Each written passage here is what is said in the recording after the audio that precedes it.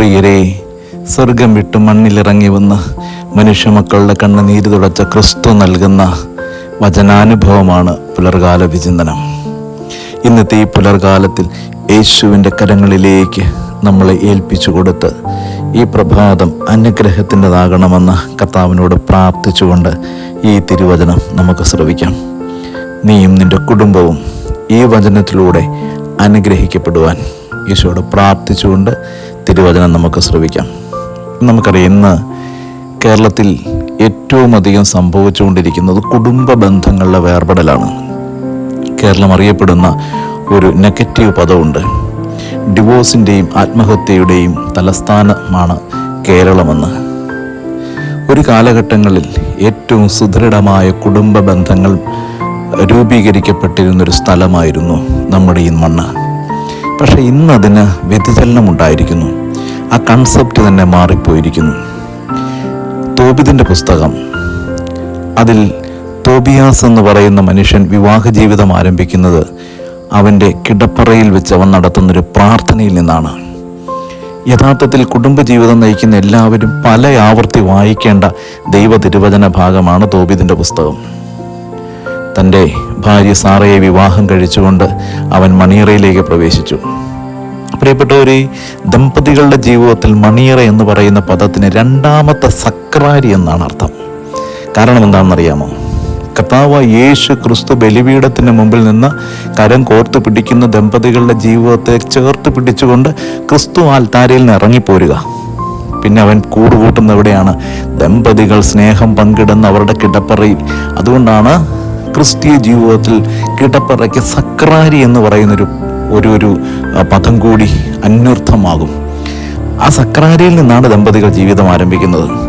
തോബിയാസ് തൻ്റെ ഭാര്യയും കൂട്ടിക്കൊണ്ട് ഈ കിടപ്പറയിലേക്ക് പോയി. അവിടെ അവൻ ഒരു ധൂപം തിരി കൊളുത്തി വെച്ച് തൻ്റെ കയ്യിലിരുന്ന മീനിൻ്റെ കയ്പ് എടുത്ത് ധൂപമുണ്ടാക്കി അവനവിടെ മുട്ടുമേൽ നിന്നു.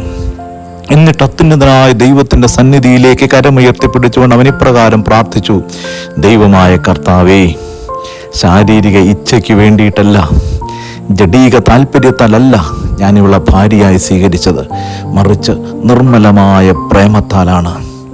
മരണം വരെ ഇവളോടൊത്ത് ജീവിക്കാനുള്ള കൃപ നൽകണമേ എന്ന് അവൻ പ്രാർത്ഥിച്ചു.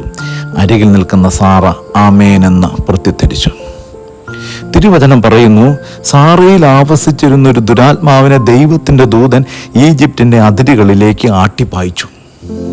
പ്രിയപ്പെട്ടവരെ, ദമ്പതികൾ കരം കോർത്ത് പിടിച്ച് കിടപ്പറയിൽ നിന്ന് ഇപ്രകാരം പ്രാർത്ഥിക്കുമ്പോൾ ദാമ്പത്യത്തിലേക്ക് കടന്നു വരാവുന്ന എല്ലാ തിന്മകളെയും ദൈവത്തിൻ്റെ ആത്മാവ് ആട്ടി അകറ്റിക്കളയും. കർത്താവാണ് പിന്നീട് നിങ്ങൾക്ക് കാവൽക്കാരനായി മാറുക. ദൈവമാണ് പിന്നീട് നിങ്ങളുടെ ഭക്ഷണമേശയിൽ വിളമ്പുന്നത്. കർത്താവാണ് നിന്റെ കുഞ്ഞുങ്ങളെ മേശയ്ക്ക് ഒലിവ് തൈകൾ പോലെ കർത്താവ് സൃഷ്ടിച്ച് നിനക്ക് നൽകുന്നത്. ദൈവമാണ് നിന്റെ ആയുസ്സിൻ്റെ ദിനങ്ങളെ എണ്ണിയെടുക്കുവാനായിട്ട് പോകുന്നത്. അതുകൊണ്ട് കർത്താവിലാണ്, അവൻ്റെ സക്രാരിയിൽ ആരംഭിക്കുന്ന ദാമ്പത്യ ജീവിതമാണ് നിനക്കുള്ളതെങ്കിൽ ഒരിക്കലും അത് പരാജയപ്പെട്ടു പോകില്ല. ഈ കരം കോർത്ത് പിടിച്ചുള്ള ഈ പ്രാർത്ഥന കണ്ടുകൊണ്ട് വേണം നിന്റെ മക്കൾ ഉറങ്ങുന്നതും ഉണരുന്നതും. അത്തരത്തിലൊരു കുടുംബ ബന്ധത്തിന് മനസ്സിന് ശാന്തിയും സമാധാനവും നൽകുവാൻ പറ്റും. നല്ല കുഞ്ഞുങ്ങളെ വളർത്തുന്ന ഈറ്റില്ലങ്ങളായി കുടുംബങ്ങൾ രൂപപ്പെടുകയും ചെയ്യും.